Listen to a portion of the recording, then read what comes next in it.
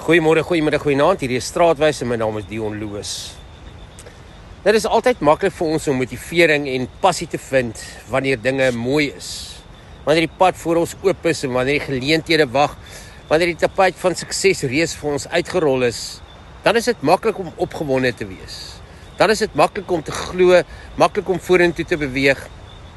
Maar baie van ons wag juis vir daardie oomblikke voordat ons iets doen. Ons wag vir beter omstandighede, vir die finansiering om in te kom, ons wag vir die regte tyd, ons wag vir die pyn om verby te gaan in ons lewe en ons wag vir die storms om te bedaar.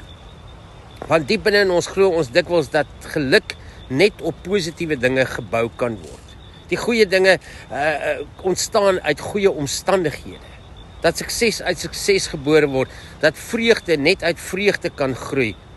En daarom dink ons soms dat daar geen waarde in hartseer is nie, geen krag in pyn of betekenis in verlies of moontlikhede in mislukking nie. Want wanneer pyn kom, voel dit asof dit ons lam maak. Dit steel jou energie en jou moed en jou hoop. Maar wat as ons verkeerd kyk na daardie stories? Wat as die plek wat jy vandag as die einde sien, eintlik die begin van iets nuuts kan wees? Wat as die gebreekte plekke in jou lewe nie net plekke van verlies is nie, maar ook plekke van moontlikhede? Kom ek vertel jou die storie van Nehemia uit die Bybel uit. En hy was nie 'n koning nie, hy was nie 'n profeet nie, en hy was nie 'n beroemde geestelike leier nie. Net 'n gewone man wat ver van Jerusalem af gewoon het. Sy lewe was waarskynlik redelik normaal. En tot hy eendag hoor van wat van Jerusalem geword het. Die stad se mure lê in pyn en die poorte is afgebrand en die volk leef in vernedering. Die plek wat eens hoop gesimboliseer het, dra nou die merke van vernietiging. En op daardie oomblik gebeur iets binne in hom. Sy hart breek. Hy huil en hy treur en hy vas en hy bid. En hier is wat vir my so ongelooflik is. Niemand gee vir hom 'n opdrag nie. Niemand sê vir hom hy moet iets gaan doen nie. Maar sy pyn word die geboorteplek van sy roeping. Want soms begin die mooiste dinge in die lewe nie waar jou hart sing nie, maar waar jou hart breek.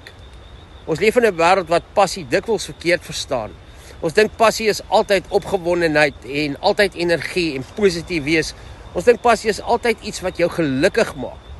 Maar baie van die grootste roepings in die Bybel het uit gebrokenheid ontstaan. Dink aan Josef se verwerping wat hom voorberei het om die volk te red. Moses se mislukkings het hom voorberei om 'n bevryder te word. Dawid se moeilike jare het hom voorberei om koning te wees. En Nehemia se gebroke hart het die begin geword van die herbou van die hele stad. Dink vir 'n oomblik so 'n bietjie aan jou eie lewe. Hoeveel van jou grootste lesse het uit gemak uitgekom en hoeveel het uit moeilike tye uitgekom?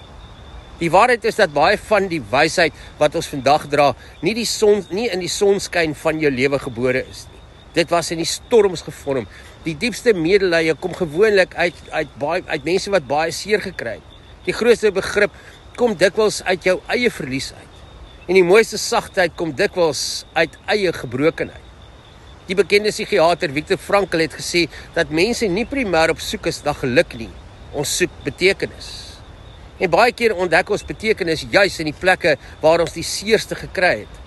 En dit sluit so mooi aan by Romeine 8 vers 28 wat sê, ons weet dat vir hulle wat God liefhet, alles ten goeie meewerk. Die Bybel sê nooit vir ons alles is goed nie. Die Bybel sê nie alles is maklik nie. Die Bybel sê nie alles gebeur soos ons dit wil hê nie. Maar dit sê God kan selfs uit die pynhope van ons lewens iets nuuts bou. Net soos hy met Jerusalem se mure gedoen het, net soos hy met Nehemia gedoen het. Net soos hy steeds vandag ook met jou kan doen. En die Oosterse wysheid praat van die lotusblom wat uit modder uitgroei. Die blom se skoonheid word nie deur ten spyte van die modder gevorm nie, dit word juis daar gevorm. En miskien werk God baie keer ook so. Hy wag nie altyd vir perfekte omstandighede voordat hy iets nuuts begin nie.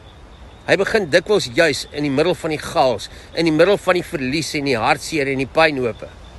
So vandag wil ek jou iets vra, waaroor breek jou hart? Wat is die ding wat jy nie kan ignoreer nie? Watter pyn dra jy steeds saam? Watter verlies probeer jy nog verstaan?